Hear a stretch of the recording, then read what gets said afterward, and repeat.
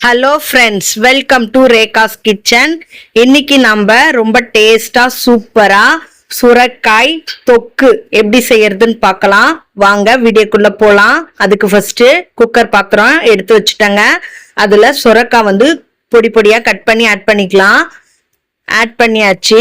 இப்ப சின்ன டம்ளர்ல 1 டம்ளர் தண்ணி வச்சிருக்கேங்க. 1/4 டீஸ்பூன் மஞ்சள் தூள், 1/4 டீஸ்பூன் உப்பு போட்டு நம்ம நல்லா கலந்து விட்டுட்டு ஒரு குக்கர் மூடி போட்டு விசில் போட்டு அடுப்புல வச்சிடலாம். இப்ப வானல்ல தேவையான அளவு எண்ணெய் ஊத்திக்கலாங்க.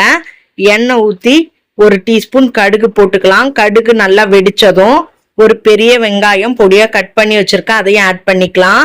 ஆட் பண்ணி நம்ம நல்லா வெங்காயம் இந்த அளவுக்கு நல்லா வதங்குற மாதிரி நல்லா வதக்கிக்கணும். இப்ப 10 பல்லு பூண்டு தட்டி வச்சிருக்கேன், அதையும் ஆட் பண்ணிக்கலாம்.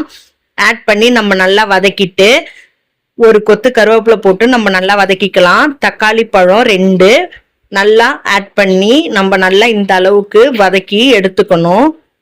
1/4 டீஸ்பூன் மஞ்சள்தூள் போட்டுக்கலாம். போட்டு நல்லா கலந்து விட்டுட்டு இப்ப 2 விசில் விட்டு நான் எடுத்திருக்கேன். சுரைக்காய் நல்லா வெந்து வந்திருக்கு. இப்ப தண்ணியை மட்டும் நம்ம ஆட் பண்ணிக்கலாங்க. தண்ணியை நான் எல்லாத்தையுமே ஆட் பண்ணிட்டேன். காரத்தூள் 1 டீஸ்பூன் போட்டிருக்கேன். போட்டு நம்ம நல்லா கலந்து விட்டுக்கலாம். கலந்து விட்டுட்டு தேங்காய் பேஸ்ட், பெருஞ்சீரகமும் தேங்காயும் அரைச்ச பேஸ்ட் அதையும் ஆட் பண்ணி நம்ம நல்லா கலந்து விட்டுட்டு தொக்குக்கு தேவையான அளவு உப்பு போட்டு நம்ம நல்லா கலந்து விட்டுக்கலாம். கலந்து விட்டுட்டு ஒரு மூடி போட்டு மூடிடலாங்க. நல்லா கொதிச்சு திக்கான பதத்துக்கு வரணும். நம்ம திறந்து பார்க்கலாம். இங்க பாருங்க எந்த அளவுக்கு திக்கா வந்திருக்குன்ட்டு.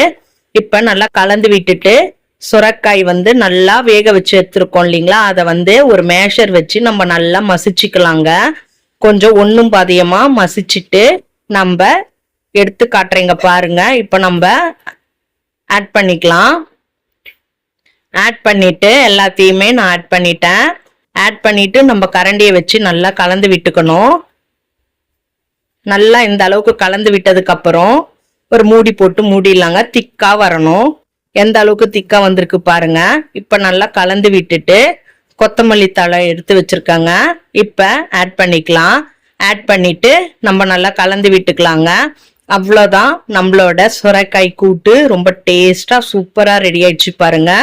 சூடான சாதத்துல போட்டு சாப்பிட்டீங்கன்னா அவ்வளோ அருமையா இருக்கும். இட்லி, தோசை, சப்பாத்தி, சாதம் எல்லாத்துக்குமே நல்லா டேஸ்ட் சூப்பரா இருக்குங்க. நீங்களும் இதே போல உங்க வீட்டுல ட்ரை பண்ணுங்க. இந்த வீடியோ உங்களுக்கு பிடிச்சிருந்தா லைக் பண்ணுங்க, ஷேர் பண்ணுங்க, கமெண்ட் பண்ணுங்க. மறக்காம நம்ம சேனலை சப்ஸ்கிரைப் பண்ணுங்க. தேங்க்யூ ஃபார் வாட்சிங்.